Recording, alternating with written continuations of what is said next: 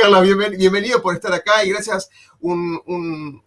Mira, tuve que reducir todo el currículum que vos tenés en una línea. Profesor, divulgador, escritor, y ahí hice corto documental, pero ya lo cambiamos porque no es un corto, sino que es una película impresionante. Ya lo vamos a cambiar. Y gracias por estar ahí. Gracias por estar ahí y me encantaría hacerte vos una presentación. ¿Cómo te definirías como para que los que no te conocen? Muy fácil, como un impresentable. Claro, ¿por qué me voy a limitar? Soy un impresentable. Pero, ¿tiene su lado bueno? ¿Tiene su lado bueno? Hombre, supongo que sí, pero claro, cuando te presentas limitas, ¿no? Es decir, yo pienso que en el mismo hablar, en el mismo diálogo que tengamos, ya se verá, ¿no? Lo que es, porque si no, lo que haces es reconducir la mirada. Prefiero eso, presentarme como un impresentable, en el sentido bello de la palabra. Ok, perfecto. ¿Crees que cuando nos presentamos limitamos la realidad propia de cada uno de nosotros? Claro, claro.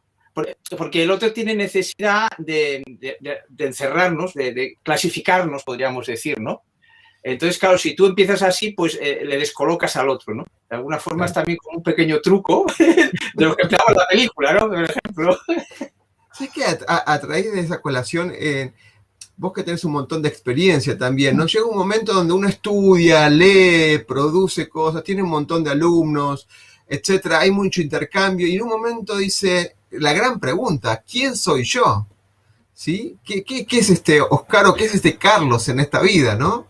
Y de alguna manera yo sentí que eso estabas vos logrando en esta película Entre Maestros. Pero antes de entrar en esa película, que obviamente está recontra recomendada para que todos la vean, los que no lo vieron aún, es ¿cuál fue el momento que te hizo clic en tu vida donde esto lo que tradicionalmente se hace no servía o no te llenaba o no te iluminaba en lo que vos hacías? Ese momento, ese clic, ese momento de quiebre o ese momento donde vos decís, mi propósito es este y no lo que estoy haciendo.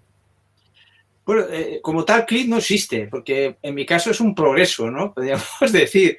O sea, en realidad todo empezó con la serie Star Trek de pequeño. Era en blanco y negro los primeros episodios.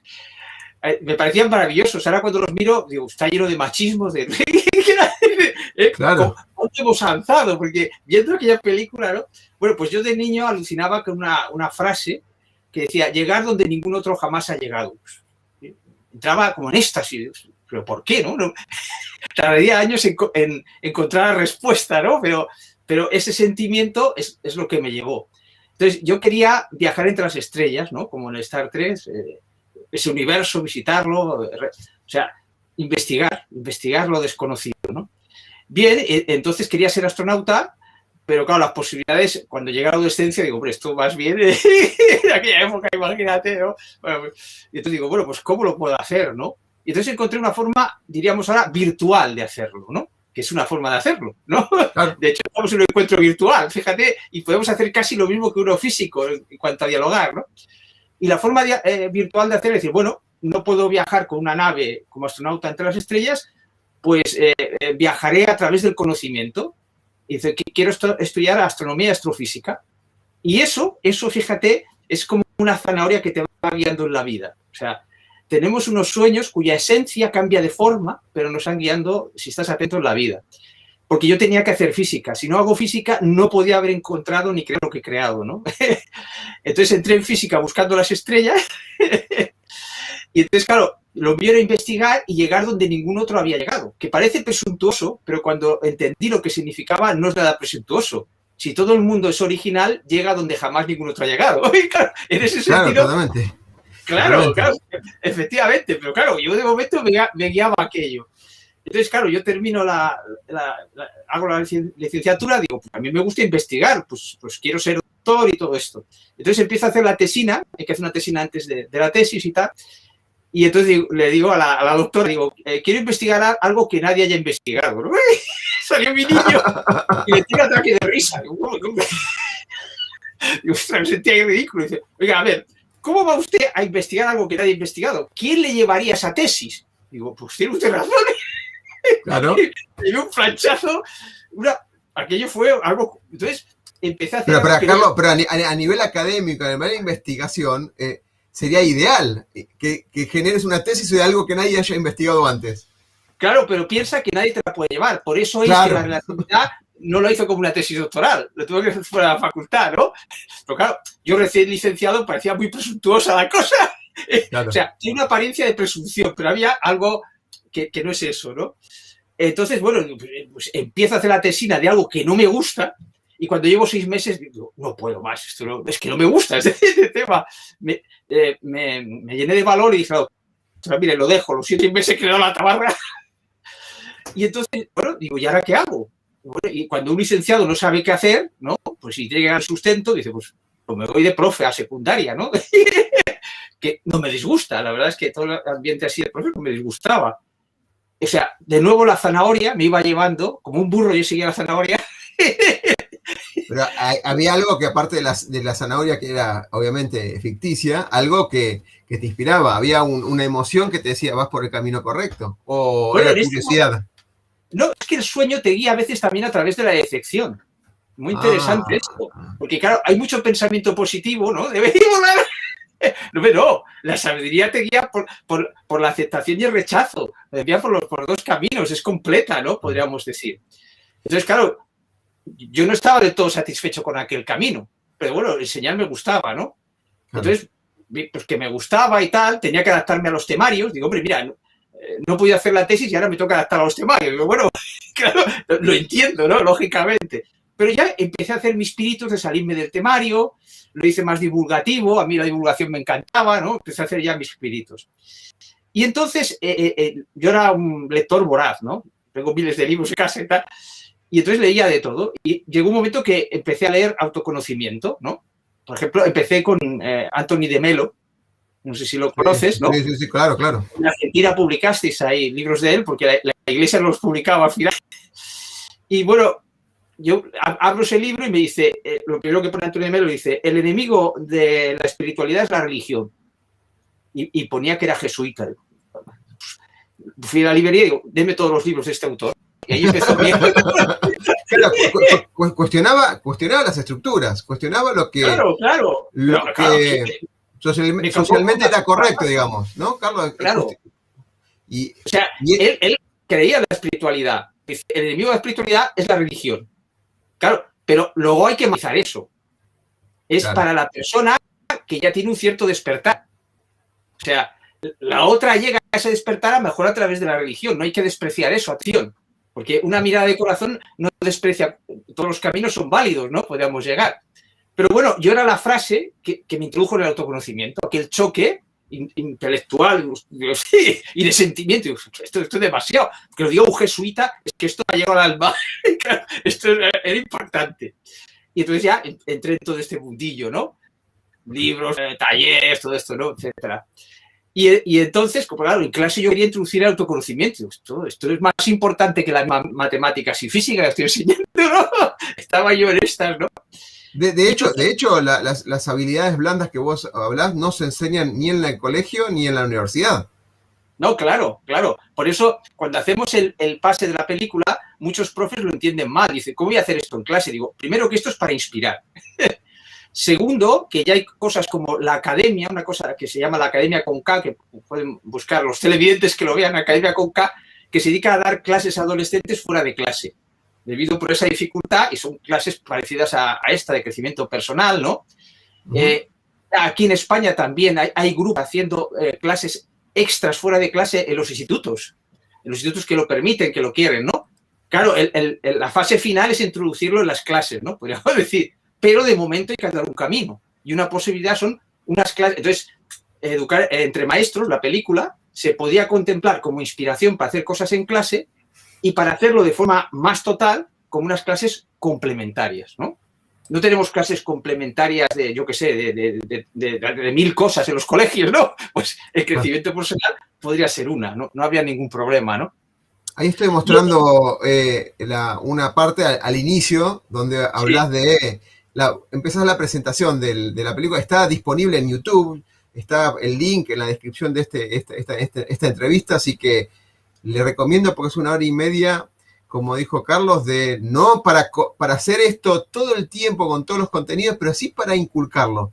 Yo no sabía esto que dijiste recién, ¿no? De que hay algunos grupos que educan en forma extra curricular en las escuelas para ayudarlos a fortalecer el estudio tradicional. Eso no lo sabía, no lo tenía yo presente, lo que acabas de decir. Bueno, es que yo soy partidario de caminar sin enemigos, sin hacer chocar las cosas. La frase mágica para mí, todos formamos parte del mismo equipo, aunque el otro no lo sepa. Entonces, en realidad, había que encontrar una puerta. En vez de chocar contra la institución, hay que encontrar una puerta. Yo, para hacer la película, la encontré en la filosofía, en el último curso de bachillerato, antes de la universidad, está la filosofía y luego hay unas pruebas de acceso a la universidad en España que les examinan de esa filosofía, ¿no? Como asignatura obligatoria. Y entonces ahí conoces de ti mismo. Entonces, claro, digo, aquí hay una puerta clara. O sea, nadie puede decir que enseñar autoconocimiento va en contra de lo establecido. Y de esa forma he conseguido avanzar muchísimo. Otros cometen el error de enfrentarse a lo establecido. Ahí vamos. Yo quiero buscar la similitud. Dijiste que quizás, parafraseando a Coelho, digamos, es si la religión va en contra de la espiritualidad. ¿Vos crees que las escuelas en general, no en una particular, ¿no? Las escuelas, las instituciones educativas particularmente, van en contra de la formación del alumno? A ver, eso es sería muy contundente esa afirmación. No es así. Primero, porque no existe esa homogeneidad. Y una cosa muy importante, aunque tú estés dentro de un sistema, las clases son muy diferentes dependiendo quién las dé. Atención, un mismo colegio, o sea, luego hay asignaturas que lo permiten hacer más fácil, otras que lo permiten menos, ¿no? Otras tienes un temario, por ejemplo, si tenías las pruebas de selectividad en el último curso, te apretaba más el temario, ¿no? O sea, hay todo unos baremos. Ahora, vuelvo a la esencia de mi trabajo. Caminar sin enemigos. Todos somos parte de un equipo. Yo creo en la evolución. Entonces, no puedes dejar una etapa sin ver la belleza de esa etapa. Por ejemplo, en la educación prohibida se hace una crítica muy feroz, que también intervengo en la película, en la película esta documental también intervengo yo, ¿no? Un trocito, ¿no? Y entonces... La tenemos subida también al canal, ahora la vamos a subir a tu película también. Hay una lista particularmente que dice películas y está Educación Prohibida, que arranca con ahora no me sale el nombre, pero la apología de la caverna. Sí, arranca sí. Así esa película. A ver, hace una crítica un tanto feroz, pero a ver, son como etapas. Yo no critico esa crítica, sino que la mayoría de las personas necesitan entrar criticando algo, pero hay una siguiente etapa. Yo siempre digo que mi función es la siguiente etapa. Eso que a mí me gusta, hacer la siguiente etapa. Es decir, vale, la crítica ha hecho converger a varias personas que esto es un problema. Pero la siguiente etapa es decir, no tienes que verlo como un problema, tienes que verlo como una evolución. Entonces, la educación que tenemos fue un éxito tremendo cuando la gente era analfabeta. Dices, es que están como en una cadena de montaje, todos juntos, con la misma edad, la misma asignatura. Vale, bravo. Cuando empezó, o sea, la primera alfabetización empezó con la imprenta. Si la imprenta era imposible la alfabetización. En el siglo XVI ya hubo una persona que empezó a tener la idea de que había que alfabetizar a todo el mundo, fijaos. Entonces, esa persona, juntarlos por edades y hacer con todo lo mismo. ¿Por qué? Porque no tenía profesores. Claro, es una cadena de montaje. Entonces, cuando tú haces una crítica feroz, no ves la belleza oculta. Y tú no puede haber evolución sin ver la belleza oculta que hay en el otro. No tienes derecho a cambiar nada que no seas capaz de ver su belleza oculta y la función que ha tenido. Eso es evolución y no revolución. Y es donde a mí se me encontrará, podríamos decir. Pero entiendo que hay una etapa previa de revolución. Somos un equipo. Hay quien está maldiciendo la educación imperante y hace su parte, pero no sabe que existe un siguiente paso en que camina sin enemigos. Si yo no hubiese caminado sin enemigos, la película no la hubiese producido Televisión Española, que es la televisión más importante de España. Y además es la del Estado. ¿Sí? ¿Cómo es posible? Claro, porque para mí no era un enemigo Televisión Española. yo sabía que no podría entender la profundidad de la película. Pues lo expliqué de forma manera que lo pudiese entender y sin atacar a nadie. Yo le dije... En vez de hacer un planteo, esto o esto, vos estás diciendo y también. Claro. Y también. Claro. Y más. Y seguís sumando. Claro. Creas, en vez de destruir la vía antigua, creas una vía paralela para que la gente se vaya pasando. Eso es caminar sin enemigos. O sea, queremos cambiar el mundo. Es mucho más rápido cambiarlo sin enemigos. Es muchísimo más rápido. Porque además, si tú haces revoluciones, creas injusticias. Creas injusticias, seguro. Todas las revoluciones crean injusticias. Aunque hay un avance, crean injusticias, ¿no? Y luego se produce la contrarrevolución y tienes enemigos y vas más lento. No, tú no tienes por qué desplazar a una persona que cree en algo. Tiene que evolucionar esa persona. A mí una imagen que siempre empleo. Mira, las personas crecen en sus creencias, en el huevo de sus creencias. Así es. Entonces, cuando ya son suficientemente grandes, no caben en ese huevo. Y desde dentro las rompen. Entonces, la revolución pretende romper los huevos de las personas cuando todavía no han crecido. Bien figurativo. Claro, es simple y sencillo.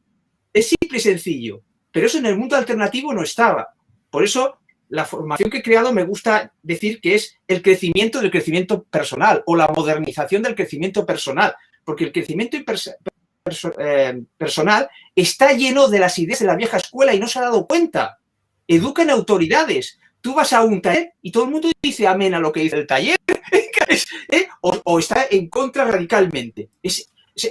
No hemos sido preparados para recrear el conocimiento que nos están dando. Entonces, eso está en el mundo alternativo, está el mismo problema. El mundo alternativo es una educación en autoridades del colegio oficial. Por eso chocan. Lo que chocan es como las medicinas. No choca el conocimiento de la medicina alternativa y la oficial. No, lo que choca es la autoridad. Los conocimientos no chocan nunca. Siempre se pueden acoplar. Entonces, toda esta claridad... Qué buen ejemplo lo de salud, ¿no? Porque hubo un cambio bastante importante en los últimos años donde hay unas personas que sienten mejor y no hay nada contra ese sentir mejor que con caminos alternativos, homeopatía, ¿no? ¿Sí? Algún tema, por ejemplo, flores de Bach, por ejemplo, que sienten como que eso le está mejorando. Obviamente eso no cura una enfermedad, pero ¿por qué no pueden convenir?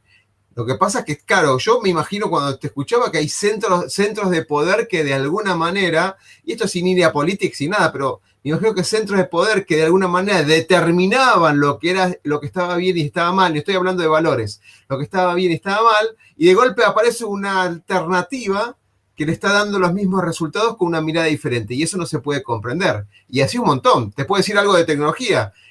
Hablamos del dinero digital, y ahora están las criptomonedas, que hay algo que está irrumpiendo contra un mercado de los poderosos, pongámosle los bancos, por ejemplo. Pero lo que está diciendo es, ¿por qué no pensarlo y también? ¿Por qué no buscar lo que fortalece al destino final, que es el ser humano, eso nuevo que trae esa alternativa? Me dejaste muy pensando. No perdamos el tiempo en destruir la vía antigua, porque además por la vía antigua tienen que seguir circulando personas. Vías paralelas. Cuando la vía antigua no sea necesaria, se abandona. No perder el tiempo en destruir. Hay que construir. Para mí son como unas ideas muy esenciales y simples que en el mundo alternativo faltaban. Y educar empoderando esa mirada de crecimiento personal y social. Siempre se dice crecimiento personal, no. Crecimiento personal y social. Yo hablo de la democracia, hablo de política. Todo eso es un todo. Entonces, por ejemplo, el crecimiento personal tiene manías a determinados temas. Es una cosa realmente sorprendente, ¿no? Y además, al condenar cosas no es sabio. Porque la sabiduría siempre dice depende. Depende. Cuando tú has dicho, por ejemplo, flores de Bach o lo que sea, depende de la persona. Porque fíjate, si tú llevas, lo que hacemos en Educar Empoderando es llevar a la esencia. Tú sabes, una fracción, cuando la simplificas, queda más sencilla, la puedes sumar con otra. ¿Verdad que sí? Bueno, pues para que los dramas desaparezcan, para que podamos sumar perspectivas, debemos aprender a simplificar las cosas. Entonces, en medicina, si tú simplificas, eso, ser físico me ha ayudado muchísimo a la construcción mental. Si tú simplificas, verás que lo que cura es siempre una información. Porque ¿qué es una molécula sino una información? No es un orden de los átomos. Claro, Por lo tanto, es una información lo que cura. Por lo tanto, las medicinas se encontrarán cuando comprendan que es la información la que cura. Simple y sencillo e irrebatible. Es que, pero tienes que simplificar el grado. La fracción la tienes que simplificar, si no, no lo ves. Me encanta la matemática. Ahora simplificando, ¿no? En términos de educación o de sociedad, ¿qué sería la mínima expresión? ¿Los valores? ¿Qué sería? ¿La mínima unidad de información como las moléculas para la física? ¿Qué sería la mínima unidad de expresión para simplificar estas miradas distintas, estas brechas que hay entre la sociedad, esta mirada diferente que no soporta al otro? Si lo simplificamos, cuando llegamos a las raíces mínimas, factor mínimo o factor mínimo, mínimo múltiplo, múltiplo mínimo, digamos, en esas fracciones puntuales, ¿qué sería? Una molécula de esa información. Ok, ¿qué es lo mínimo que deberíamos llegar para compatibilizar entre los seres humanos? Bueno. Bueno, a ver, mi perspectiva es que hemos sido todos educados en un paradigma que yo llamo de desconexión, muy parecido a la idea de la dualidad, ¿no? Para entendernos, que hace que nuestros pensamientos se generen de tal forma que chocan dentro de nosotros y chocan con los pensamientos de los demás. Entonces, en la formación he creado un nuevo paradigma, una nueva forma de pensar y de sentir que hace que no choquen. Por eso no chocan las vías. Lo que te he explicado de las vías paralelas emana de esta idea, ¿no? Es decir, no es un problema de, por ejemplo, está lleno de prejuicios el crecimiento personal. Por ejemplo, el prejuicio que hay sobre el ego. Pero si el ego es el yo del ser humano. Entonces, yo me divertía mucho cuando iba a los cursos de crecimiento personal como alumno y decía, pues yo qué sé, hay que iluminarnos. Digo, bueno, ¿y qué hay que iluminar? El ser. Qué tontería, habrá que iluminar el ego. Si tú lo apartas, ¿cómo lo vas a iluminar? Entonces, son confusiones de base, pero confusiones de base tan simples que parece mentira que nadie se haya dado cuenta. ¿Y por qué no se ha dado cuenta? Porque hemos sido educados en autoridades. Repites la idea de ego que aprendiste en un libro o que aprendiste en un taller. No la piensas por ti mismo, porque si la piensas por ti mismo, ego es yo, es lo que tiene que crecer el ego. Pero ¿cómo lo vas a apartar? Entonces, el ego es un problema por su educación. Bueno, el ego tiene mala prensa y tiene mal marketing, Carlos, porque claro, el ego es el famoso libro del soldado de la armadura oxidada. Esa armadura oxidada era su ego, que primero que no lo dejaba ser, como dijiste vos, no lo dejaba ser realmente lo que era, y también lo protegía desde los ataques de la sociedad, de alguna manera, o del círculo. Tiene mala prensa el ego. El ego es lo malo del ser humano es el ego. Lo que es, digamos, lo poderoso del ser humano es esto, el ser interno, el uno mismo, el ser uno mismo de alguna manera. No, mira, te lo explicaré desde el paradigma de la desconexión, en el que hemos sido educados, se entiende perfectamente. El paradigma de la desconexión es para que tú te vivas siendo pequeño y desconectado de ti mismo, ¿no? Entonces, no puedes tener autoestima porque entonces te creces. Entonces, el ego que es tu yo tiene que ser atacado. Y crear desconfianza, porque si no el ego se empodera. Educar empoderando es empoderar el ego. El ego deja de ser un problema cuando lo empoderas. Entonces, el ego, has hablado del caballero de la armadura oxidada. Aquí decimos el caballero, y veo que dices el soldado, pero es lo mismo, ¿no? Pues en el caballero de la armadura oxidada, el problema no es el ego. ¿Ves? Tú a mi modo de ver has repetido un mensaje que has oído. No, el problema no es el ego. ¿Cómo el problema de tu vida vas a ser tú? El problema no es el ego, es cómo ha sido programado el ego. Que no ve su propia belleza, que no tiene autoestima. Entonces, cuanto más desconfiemos del ego, es más difícil crecer. Entonces, todo el crecimiento personal está hecho en dualidad, para que crezca hasta un determinado punto y se atasque. Y ahí se atasca. Y ahí ves las contradicciones que tú vas a un curso de crecimiento personal y todo lo que dice el profe, en realidad en su vida es diferente.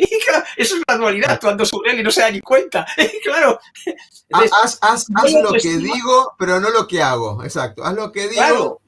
Claro. O sea, la esencia para empoderar al ser humano es la autoestima. Y con la decisión de ego que tenemos, no es posible. Fijaos, hay una cosa que yo llamo educar empoderando, que son las octavas de las palabras. Las octavas de las palabras es que muchas veces las personas chocan porque tienen definiciones diferentes de una misma palabra. De amor, sobre todo esas palabras abstractas, ¿no? Están discutiendo y dicen, ¿no? Si os deis cuenta, veréis que partís de definiciones diferentes. Entonces, claro, ni se han dado cuenta.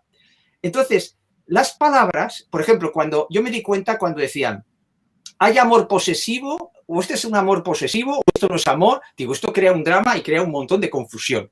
¿Por qué no llamamos amor a todo? Y como las teclas de un piano tiene octavas. Tú sabes que hay el la grave, el la más agudo, ¿no?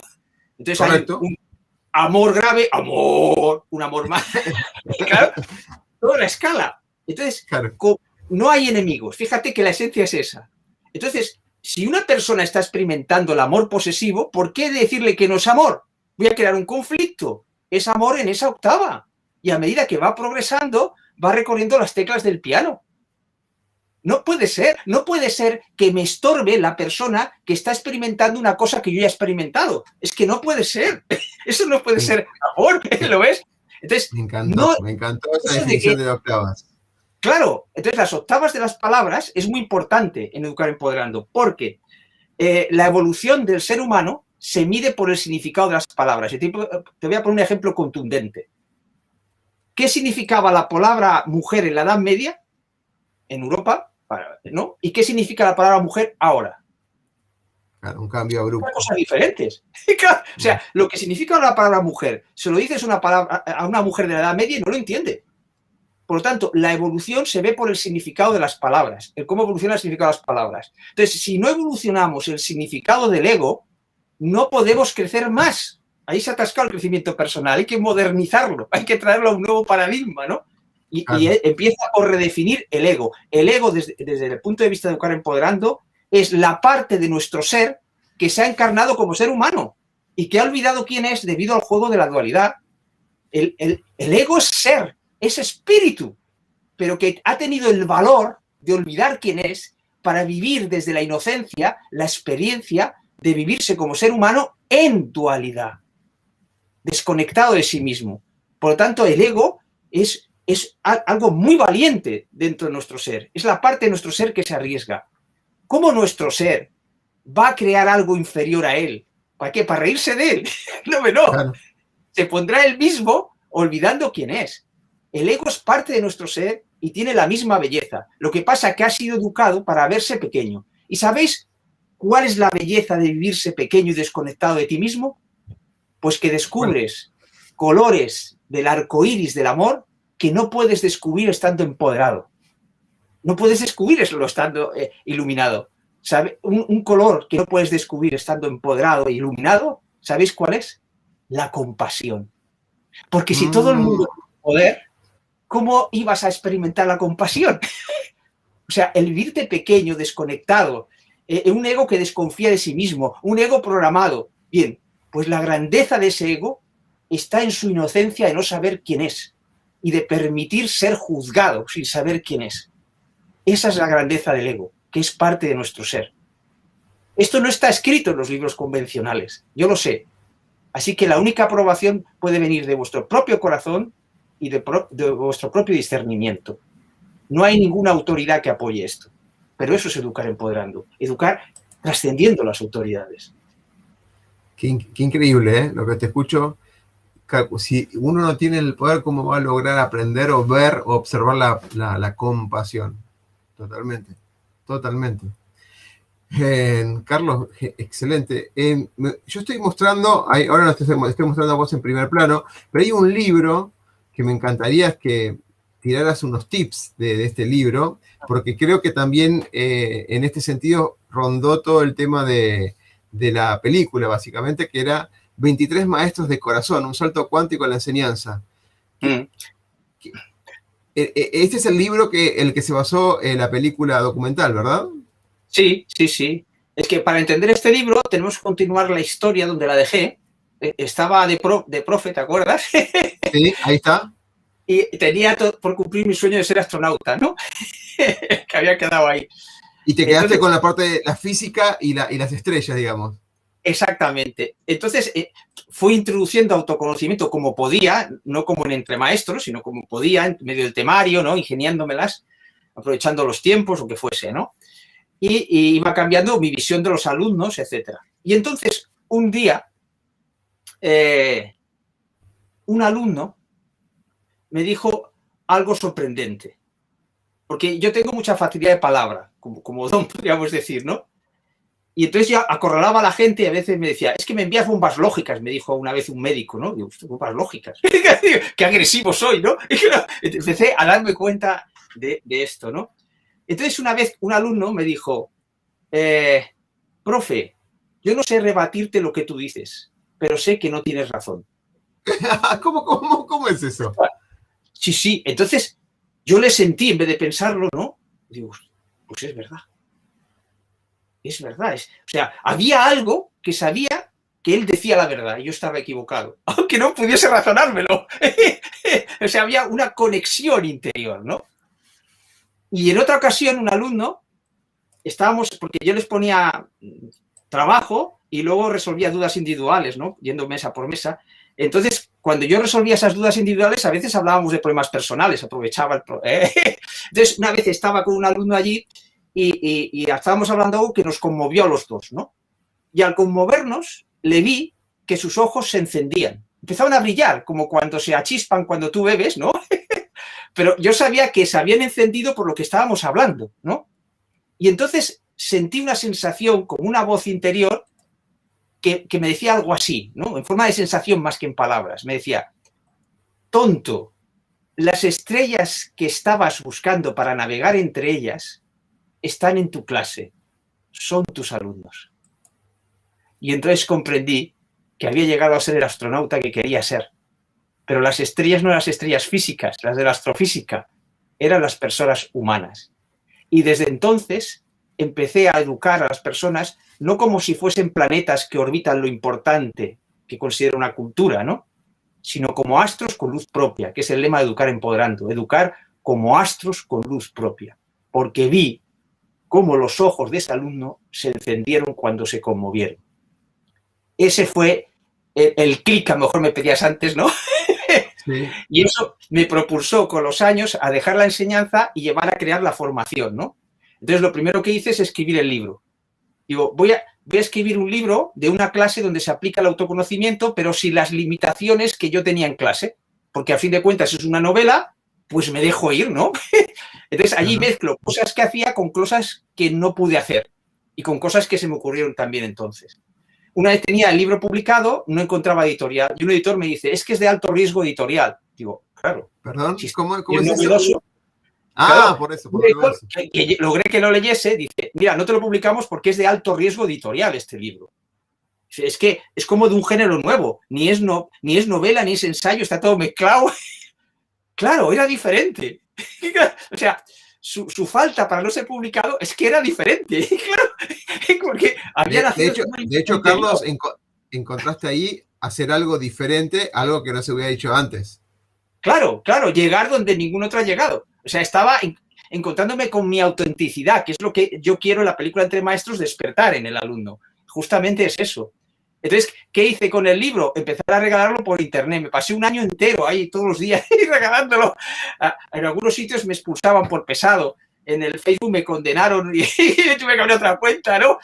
Pero yo tenía que llegar. Entonces, en ese movimiento empezaron a escribirme madres, no padres, madres, que habían leído el libro y estaban muy contentas. Y alguna me decía que lo había imprimido y se lo había llevado a su profesor. Y que el profesor no entendía nada, claro. Pero las madres tenían algo especial, veían algo en el libro, las madres, un sentir, ¿no? Que les propulsaba a creer que yo entendía mejor a sus hijos que sus profesores, ¿no? Y a partir de ahí se empezó a difundir por la red de forma gratuita hasta que llegó a la productora, Alea, que es la que me propuso hacer una película con alumnos de verdad y a la que se apuntó también luego Televisión Española, ¿no? Y entonces se pudo ver en el canal más importante Televisión Española y entonces eso me permitió ser conocido para llevar mi formación a muchos sitios, ¿no? Porque si no, mi formación que había creado no tendría ni alumnos para hacerlo. Mis alumnos de la formación no son adolescentes, quiero aclararlo, son adultos. Por ejemplo, maestros, padres, etcétera. ¿Cómo cuesta cambiar un paradigma, no? Porque lo que contás es, mirá, si vas por el camino normal, vas a una librería, esta es tu historia, que puede provocar una mirada diferente de este mundo, de la educación, de la concepción de la formación, etcétera. Y la gente, el primero que te recibió te dijo, pero esto no es lo mismo que venimos haciendo. ya lo rechazas por miedo a que eso no funcione. Ya hay un rechazo. Vos no te quedaste ahí. Insististe porque creías en la esencia del libro y lo empezaste a regalar y a propagar. No, pero hay otra razón, perdona. Sí. O sea, en ese momento podía pensar como tú estás diciendo ahora, ¿no? Pero luego he comprendido, vas creciendo y vas comprendiendo mucho mejor. Hemos dicho que la esencia, como miran las cosas, es que todos formamos parte de un equipo y que nos ayudamos los unos a los otros, aunque no seamos conscientes. Entonces, lo que hizo ese editor fue darme una patada propulsora para que yo el libro soltara libre en internet, gratis. Claro, o sea, cuando caminas sin enemigos, es que eso no es un obstáculo, es una patada impulsora, una patada propulsora para darte la dirección adecuada. Las personas que están persiguiendo sueños, que en vez de ver como obstáculos, piensen que a lo mejor es una patada propulsora, que se serenen, que simplifiquen la situación, como las fracciones, que esa es la clave de todo, para ver con claridad. Porque el drama existe. ¿Sabes por qué montamos dramas? Porque no sabemos simplificar las situaciones, no sabemos llegar a la esencia del problema, a la raíz. Y todos queremos tener razón, pero ninguno hemos simplificado el problema para entender qué está pasando, ¿no? Sería un problema matemático, ¿no? Podríamos decir. Pero a ver, quiero entender algo que también me pasa a mí, porque yo justo pasó algo, un momento, que esto de que no hay enemigos, yo creo mucho en las causalidades, ¿no? O sea, que uno genera esa causalidad o que de alguna manera, si hubo un rechazo, por algo será. Pero a veces uno no se da cuenta que en ese momento, si es un impulsor o es un rechazo, o es que uno tiene que hacer, en ese momento se ve rechazado. Y yo entiendo que a posteriori podemos ver ese rechazo como un pivoteo en el camino de la vida que nos generó, nos sumó a favor, digamos. Pero en ese momento, por ahí la emoción a vos te movilizó, digamos. O sea, no fue grato. Claro, porque es que lo importante es que lo veas como lo tienes que ver en ese momento. Si ese rechazo te produce ira, rabia, y esa rabia te lleva en la dirección adecuada, es correcto. Ya lo verás con los años. Entonces, con los años lo que haces... Yo me gusta decir mucho, por ejemplo, otra limitación del crecimiento personal. Se confunde el poder de la hora con el poder de la presencia. O sea, la vida del ser humano no tiene sentido sin los tres tiempos, pasado, presente y futuro. Entonces, fijaos que presencia y presente en castellano es muy parecido. Entonces, ese es como un error por el que tenemos que pasar. Fijaos que... o sea, no lo estoy criticando, pero hay un paso siguiente. No es el poder de la hora con el cual han crecido muchas personas, pero crecerán y ese huevo se les quedará pequeño. No es el poder de la hora, es el poder de tu presencia. No hay ningún problema en ir al futuro y tener expectativas si estás presente. El problema es que están presentes tus temores, no tu presencia. Claro. Claro, entonces la danza de los tres poderes es fundamental. O sea, si tú estuvieses siempre en la hora, ¿cómo ibas a tener sueños? Si estuvieses siempre en la hora, ¿cómo ibas a crecer reinterpretando tu pasado? Reinterpretar tu pasado es fundamental, porque hubo cosas que tú no entendiste en el momento y que ahora desde tu perspectiva del presente y con ayuda de la proyección del futuro puedes entender. Presente, pasado y futuro es un trío imprescindible. Entonces la dualidad, siempre la dualidad, el paradigma en que hemos educado, siempre para hacer brillar algo le quita el brillo a otra cosa. Entonces cuando se escribe el poder de la hora, le quita el brillo al pasado y al futuro para dárselo a la hora. Muy bien, claro, perfecto. Correcto. Creces muchísimo porque estás desarrollando tu presencia en el presente. Pero hay un paso siguiente, desarrollar tu presencia en los otros dos tiempos. Totalmente, porque nosotros somos, por más que no queramos, no somos robots y tenemos una historia y esa mochilita de creencias y prejuicios que en el presente lo que vos recomendás, estando en el presente, redefinir el significado. Uno evoluciona y puede reformular ese significado que lo condiciona del pasado y demás. Si no lo cuestionamos, no lo desafiamos, es como... Y esto de vivir solamente en el presente y en el aquí y ahora, como por ahí está muy masificado, no tiene un sentido vivir y ahora porque uno es parte de una historia y anhela algunos futuros. Si no anhelo futuro, estaría en un estado de resignación constante. O sea, hay frases, Carpe Diem, bueno, no quiero discutir ese punto, pero Carpe dice, viví el presente como si no hubiera mañana. pero a mí me impulsa lo que pueda lograr en el mañana. Lo que me motiva es también lograr cosas en el mañana sabiendo que estoy viviendo en el presente, ¿no? Pero este concepto de vivir los 3 tiempos y no centrarse solamente en el ahora y olvidarse del resto, lo comparto 200%, Carlos, porque tiene mucho sentido. Y es imposible desapegarse con los sueños que tiene uno y la historia de dónde viene, porque somos seres humanos y de alguna manera estamos configurados de esa manera. Totalmente de acuerdo a eso. Que se ha hecho una autoridad del libro El poder de la hora. Se ha hecho una autoridad. Entonces, por ejemplo, si yo pongo un comentario, a veces me ha pasado, y mira que voy con prudencia porque no quiero tener enemigos, ¿no? Un comentario me dijo que era un prepotente y un ignorante, que no había entendido el poder de la hora. Eso es la autoridad. Esa persona está sometida a la autoridad del conocimiento, ¿no? Ni siquiera del autor, del conocimiento de ese libro, ¿no? Y es como hemos sido educados en el colegio. Por ejemplo, en el colegio es muy interesante. ¿A ti que te gusta la tecnología? ¿No te has dado cuenta que la física va mucho más avanzada que las otras ciencias? Es muy interesante. No lo digo porque sea físico. Cuando lo comprendí, tiene un sentido. Verás por qué. La física tenía que ir más avanzada que las otras ciencias porque tenía que crear la era digital. Con la cuántica, etc. Tenía que ponerse por delante. Y para ello, su estructura científica es diferente a las otras ciencias. Fíjate que la física es la única ciencia experimental que a su conocimiento estructurado lo llama teorías. Interesante. Si tú dices la teoría de la relatividad, significa que mañana puede haber otra mejor. En cambio, tú vas al colegio y no te dicen teoría de Darwin, te dicen darwinismo y se ha acabado. Claro. Claro, eso limita el crecimiento de la biología. Eso, en física hablamos de agujeros negros de 11 dimensiones, de viajes en el tiempo. Porque, claro, la ciencia ficción está... Entonces, la biología está creciendo mucho, pero tiene ese impedimento, ¿no? Tiene que empezar a llamar a su conocimiento estructurado teorías. Entonces, un físico teórico de hoy en día, a sus teorías les exige, por ejemplo, belleza. Muy importante la belleza. Coherencia. Entonces, hay mucho conocimiento que se da a los colegios que no cumple los baremos de la física. Y uno es la teoría de Darwin.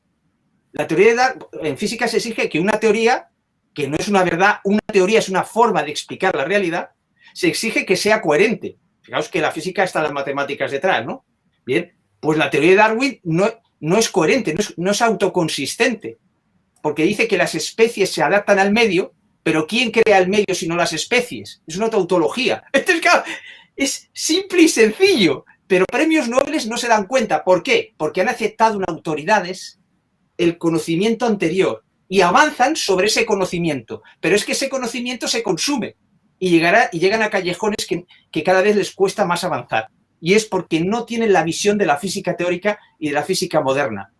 Un físico busca mejorar la teoría del otro, no busca la verdad. La educación en autoridades se confunde la teoría con la verdad. Eso es un mensaje que cuando yo doy formación a los profesores es lo que más me importa decirles. Es decir, decir teoría de Darwin y decir que busquen teorías alternativas en Internet. Luego en el examen que no hablen de las otras teorías porque le van a suspender. Pero habrán entendido mejor la teoría de Darwin. Porque tú para entender algo tienes que entenderlo desde dentro y desde fuera, tener la perspectiva exterior. Entonces todo eso ha castrado de alguna forma el espíritu científico de las personas. O lo ha encerrado, castrado es muy fuerte. Hay que liberarlo, ¿no? Hay que liberar el espíritu científico. Un niño nace con espíritu científico, salvaje, libre. Por eso un niño aprende un idioma sin esfuerzo. Mira, recomiendo a todos los que nos estén escuchando que busquen en Internet un agujero en la pared. Buscad esa experiencia. Sugata Mitra ha demostrado que los niños pueden aprender siendo analfabetos solamente con un ordenador sin que nadie les enseñe. Es un profesor de Universidad del Reino Unido. Y aquí tengo su último libro, La escuela en la nube. No os lo perdáis. No os lo perdáis. O sea, ¿cómo se llama? La escuela en la nube. La escuela en la nube de Sugata Mitra. Un agujero en la pared es lo que hizo en la India. Aquí no tengo tiempo de expandirme, por eso lo dejo como abierto. es a propósito del espíritu científico. O sea, el niño aprende un idioma sin esfuerzo y cuando tiene que aprender el idioma extranjero en el colegio requiere esfuerzo. ¿Por qué? Porque le están educando en autoridades. Ken Robinson dijo, las escuelas matan la creatividad. Eso no es cierto. ¿Sabes por qué no es cierto? Porque la creatividad es algo consustancial a nuestro ser. No se puede matar. Pero sí se puede dominar. Entonces, claro, la creatividad te puede decir, oye, todo lo referente a la evolución con lo de Darwin. Y tienes creatividad, pero está reconducida, ¿no? Claro. Entonces, no ha matado la creatividad, pero sí la ha reconducido a las escuelas. No gozamos de creatividad libre. En Entre Maestros, lo que se pretende es esa creatividad libre. Volver a dar la creatividad que tenía el niño, pero con el razonamiento y el poder del intelecto de un adolescente o de un adulto, podríamos decir. Entonces pasamos del espíritu científico salvaje en el sentido bello de la palabra, del niño, a un espíritu científico que permite ir más allá que el niño, permite disfrutar de los dones de todas las edades, podríamos decir, ¿no? Cuando había estudiado antropología, ontología, me quedé pensando en esto de la ontología del lenguaje. El niño, desde su ADN, sin más que ser humano, crea palabras, escucha, y no escucha todas las palabras, escucha algunas y crea las otras. Y me quedé pensando con esto que decís.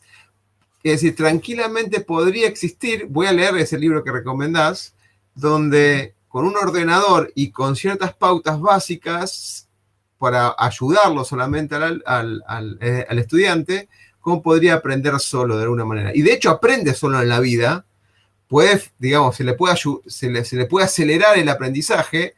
Y siempre se habla que la creatividad del niño, todo lo que aprende de 0 años a 5 o 6 años, antes que entre a la educación formal, es una explosión exponencial de aprendizaje.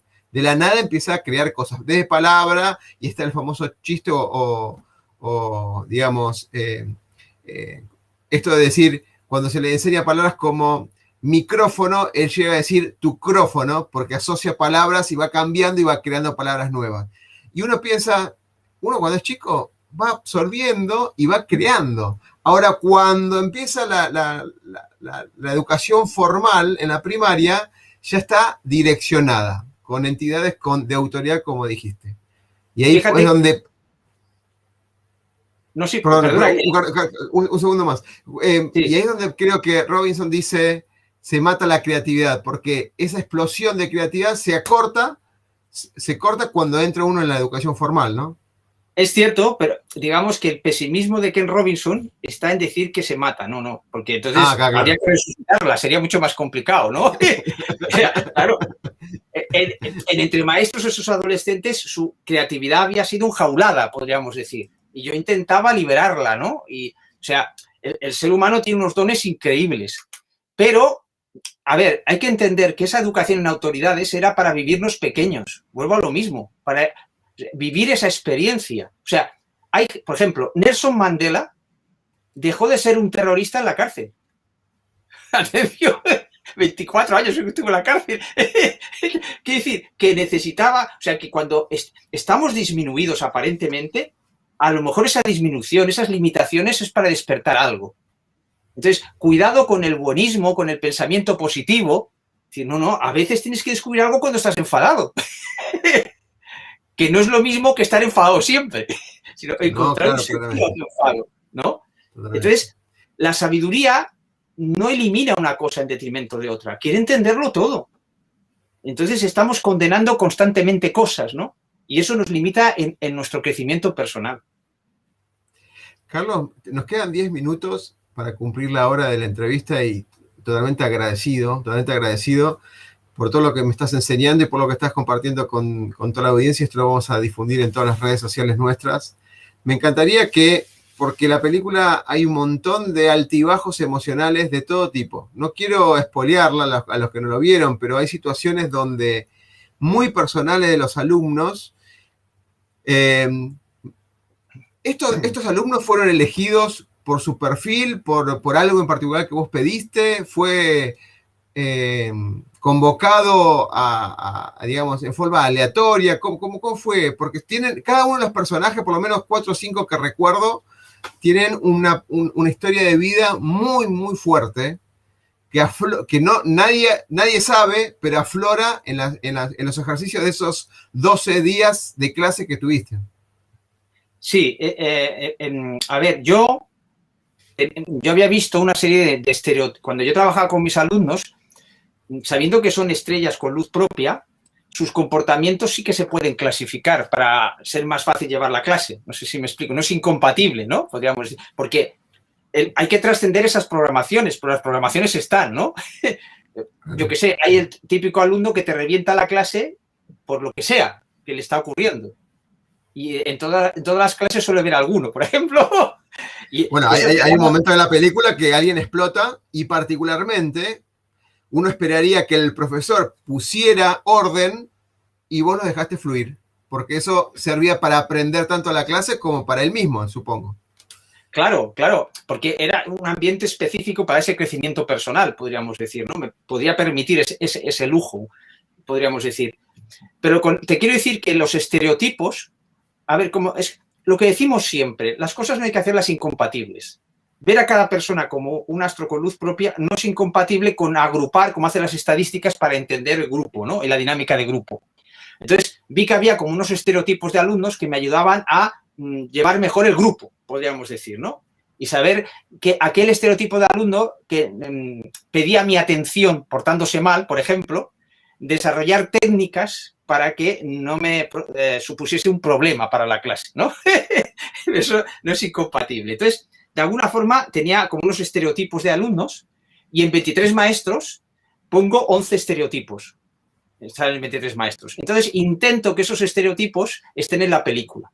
Entonces, se hacen unas entrevistas en las que yo no estoy, porque no quiero que me conozcan, que no tengan ninguna idea preconcebida sobre mí, las hace el director, ¿no?, de la película, y entonces les hace una serie de preguntas a ver qué responden. Y de unos 90 que se presentaron, pues seleccionamos a los 11 finalmente, ¿no? Entonces, eso da un juego, también tienes una cierta información sobre ellos. Hombre, las entrevistas eran de como un cuarto de hora, ¿no? Que siempre te ayuda también para saber por dónde apretar, porque como son adolescentes, hay veces que parece que el profe sea cruel, ¿no? Es que estoy provocando al adolescente. Eso lo repetís varias veces en off, ¿no? De alguna manera, porque contando el documental, y de alguna manera es una provocación motivadora, no es una provocación agresiva, para aclararlo, ¿no? Porque es una provocación donde te desafía a fundamentar lo que estás haciendo o diciendo. Claro, provocación que con niños sería diferente que con adolescentes. Muy importante esto, ¿eh? Porque claro, digamos que lo que yo me especialicé, mi experiencia era con adolescentes. Yo daba clases de 14 a 18 años. Es ahí donde yo me movía. Quiere decir que las técnicas que yo empleo con niños probablemente tenían que suavizarse, eso para empezar, ¿no? O sea, entonces, sí que las técnicas que empleo para adolescentes sí se pueden aplicar, por ejemplo, en adultos. Ya, por ejemplo, eso no habría ningún problema, porque intelectualmente, a ver, el adolescente puede ser prepotente, ingenuo, pero intelectualmente ya está a la altura del adulto. No sé cómo le faltará conocimiento, pero la potencia que tiene ya es la de un adulto, ¿no? Mentalmente. Y claro, eso me permite unos juegos de palabras que con los niños a lo mejor sería mucho más complicado, ¿no? Entonces, yo provocaba para que sacasen su luz, podríamos decir. Esa era la idea. Y también sus dones. Por ejemplo, hay una escena en la película que pasa desapercibida y es maravillosa. Y que yo comprendí, en el momento que la hice no la comprendí. Tras ver varios pases de la película, porque iba presentándole en muchos sitios, de repente se me encendió la bombilla. Digo, aquí lo que está ocurriendo no me había dado cuenta. Y es la escena del Nautilus. No sé si te acuerdas del Nautilus. Sí, que hablaba del famoso submarino de la Atlántida, ¿no? ¿Verdad? Pero que es un animal que tiene una concha preciosa y que yo la saco. Que es iridiscente, ¿no? Podríamos decir.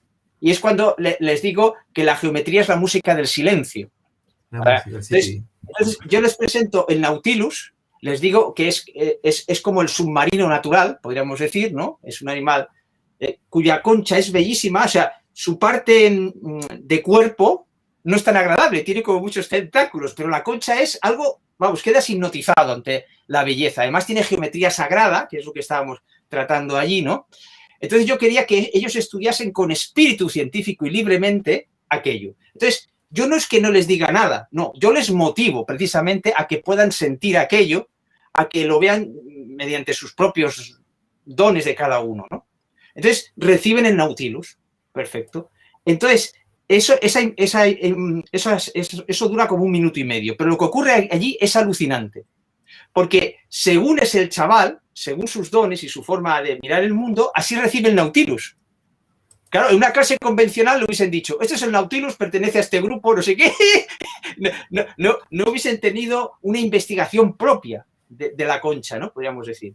Entonces, Adrià, por ejemplo, había explicado que él había dejado los estudios no porque no valiese, sino porque se había aburrido. Y ayudaba a su padre en un bar de estos nocturnos, que la gente va y explica sus historias como en las películas, ¿no? Y él decía, me encanta escuchar las historias de las personas ahí en la barra.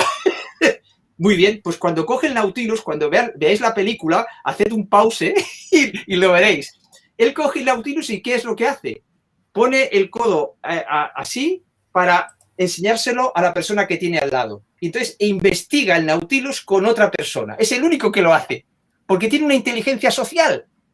Aprende a partir de compartir. ¡Alucinante! O sea, yo no había buscado eso, tan solo que ellos exploraran con su propia luz. Había creado ese clima, ¿no? Entonces, después llega a Andrea y había dicho después, no lo dice antes, lo dice después, que ella le motiva mucho el tacto de las personas y los abrazos. Perfecto.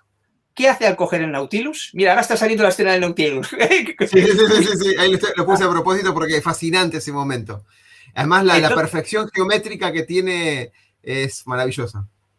Entonces, fíjate que si puedes hacer un pause, porque llegaremos, si acaso.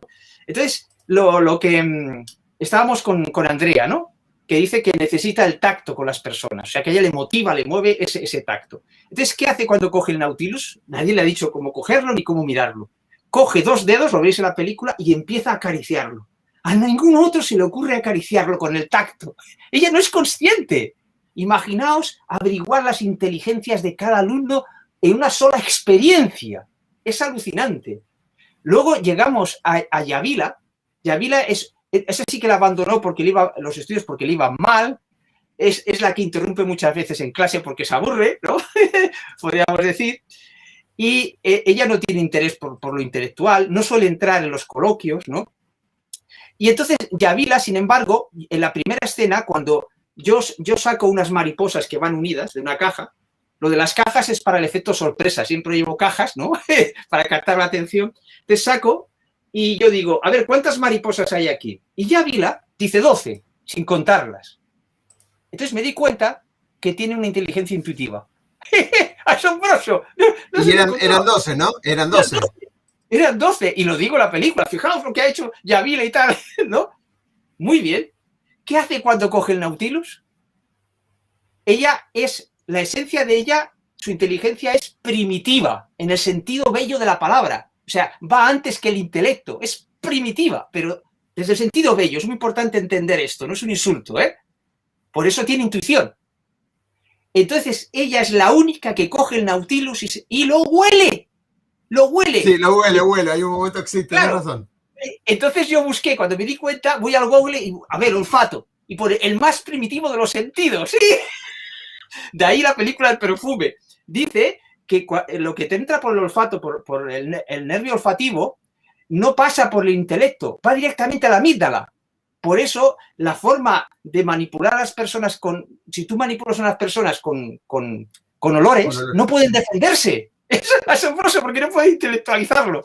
No puede ser casualidad que ella huela el Nautilus. Es asombroso. Y ya el último es el Paul Chan. Hay el Paul Pérez, que es el de la silla, ¿no? Y el Paul Chan. El Paul Chan es de padre chino y madre española, ¿no?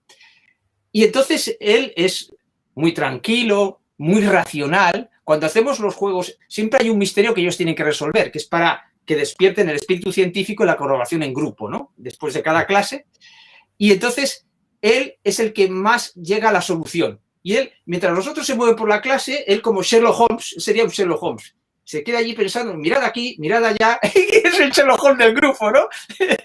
Bien, ¿qué hace cuando coge el Nautilus? Es una inteligencia racional, la que más premia al colegio.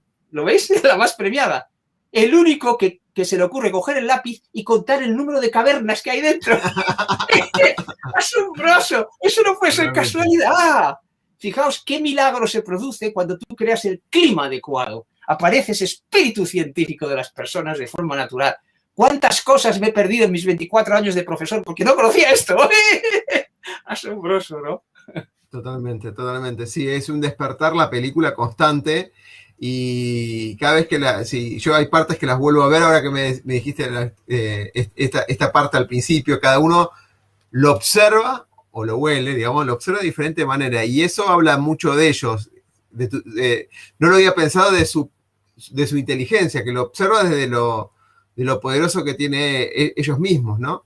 Y no todos los ven de una forma. Tampoco vos planteás, mírenlo de esta manera, o busquen un patrón tal, no les das un cuadro lógico, simplemente lo dejas ser. Y ahí aparecen estas cosas. Y un espacio de sentir. Cuando les digo, la geometría es la música del silencio, eso es totalmente intencionado. Es para que se dejen sentir, ¿no? Y al dejarse sentir a Paul Chan, el sentimiento le lleva al intelecto, no hay contradicción. ¿Lo ves? Totalmente. O sea, es crear, o sea, el trabajo estaba en crear ese clima día tras día para llegar a la escena del Nautilus, ¿no? Y es tan rápida que yo como profe se me escapaban muchos detalles, porque claro, estaba ya atendiendo a muchas cosas, lo que iba a hacer después, ¿no? Entonces, claro, tuve que verlo en la película y dije, ostras, he logrado más de lo que pensaba en esta escena, ¿no? O sea, a mí mismo he hecho muchas lecturas creativas de la película y he descubierto cosas a posteriori. Qué grande. Carlos, la verdad, agradezco a Dios en haberte encontrado. Sinceramente no sé cómo fue que llegué a tu película, me fascinó y intenté, tener este encuentro para compartir con toda la comunidad también, porque sos una persona grandiosa, con un ser de luz interno que agradecido de lo que das a los chicos en la formación, y se nota que sos un apasionado en esto de permitirle a los demás o ayudar a ver a los demás una mirada diferente, ¿no? Y ellos que elijan. Si le mostraste esto ya y le interesó, o le mostraron esto y le impactó y los movilizó, ya no hay vuelta atrás. Ahí hay un momento de ese clic que te dije al principio. Es un momento de decís, bueno, mi función es ayudarte a ver esto de alguna manera. Estuve viendo también tu blog de Educar Empoderando, que tienes un montón de tips, un montón de artículos y un montón de videos que me gustaría en otro momento hablar sobre el concepto de sabiduría, que hoy tocaste un par de temas, pero hablaste de este concepto de sabiduría y creo que escribiste un libro de sabiduría también. Así que bueno, agradecido, Carlos, por estar ahí y que me permitieras entrar de alguna manera a tu casa virtual y compartir este momento. Bueno, un placer y te agradezco porque pues, tú me abres puertas a que otras personas conozcan mi trabajo, ¿no? Y todos esos elogios que has dicho de mí son los que yo intento que vean las personas mismas, ¿no? Todas tienen esa luz propia, todas tienen ese poder, tan solo... Mira, voy a dejar con una imagen inquietante que me gusta mucho, ¿no? Para terminar. Es como para que nos demos cuenta de dónde está nuestra limitación. Es lo que llamo yo el desnudo integral, ¿no? Hemos confundido la piel con el traje. De ahí va la historia, ¿no? Por eso las peleas más graves son identitarias siempre. No hay luchas de religión, hay luchas de identidades. Se identifican con una religión o con otra. Entonces, la identidad es un traje, porque lo que somos es un misterio.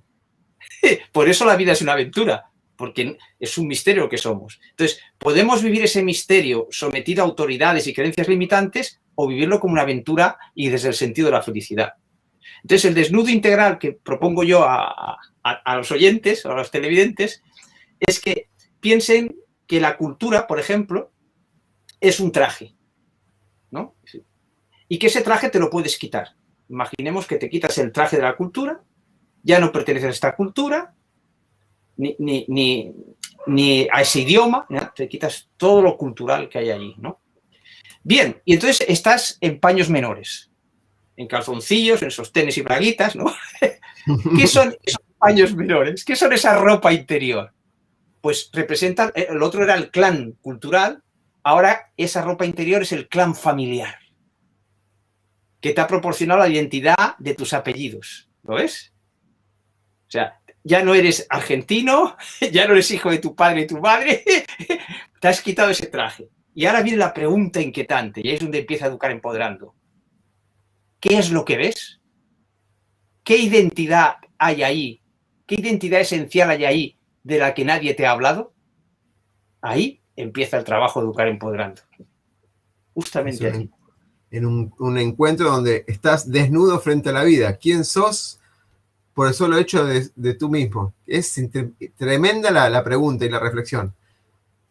Obviamente te moviliza porque te moviliza y te puede enfurecer como diciendo, yo soy todo esto que me fui poniendo a lo largo de la vida, toda esta ropa soy yo. No sos vos. Vos sos otra cosa. Es impresionante eso. Es claro, fíjate que si te quitas ese ropaje, nos vemos como la película El hombre invisible. ¿Quién queda? No ves nada. No ves nada porque tu educación ha sido para que no veas nada. Entonces, el trabajo que se hace de Educar Empoderando es para que empieces a sentir y a ver que tienes una identidad propia. Y qué bonito el traje cultural y qué bonito el traje familiar o el ideológico, todos los trajes que te quieras poner. Pero son trajes, no es tu esencia. Si las personas aprenden a sentirse desnudas, no lucharán entre ellas. Claro, ¿entiendes por qué interesa desnudarse? Porque lo que choca es tu traje con tu traje y el mío. No es la esencia de las personas. Entonces, es muy importante este desnudo integral. Cuando tengáis un conflicto, acabamos con la idea previa. Simplificar. Simplificar. Claro. Entonces, el conflicto desaparece delante tuyo. Y dices, bueno, pero todo lo que te molesta de esa persona es un traje. ¿Qué pasa si se lo quito? Y claro, no te va a molestar nunca más. No te molesta más. Claro, pero es que una vez que te has reconocido desnudo, entonces vives el traje como un baile de disfraces. Antes dirías, mira qué hipócrita es aquel. No, hombre, no, estamos en un baile de disfraces. ¿Cómo que hipócrita? Claro, está jugando a ser eso. Claro, y eso te da una paz, una tranquilidad. Estoy siendo el personaje de esta cultura, estoy siendo el personaje de mi familia. Qué increíble, claro. Qué increíble para seguir conversando, Carlos, esto. Me encantó por lo menos replantear.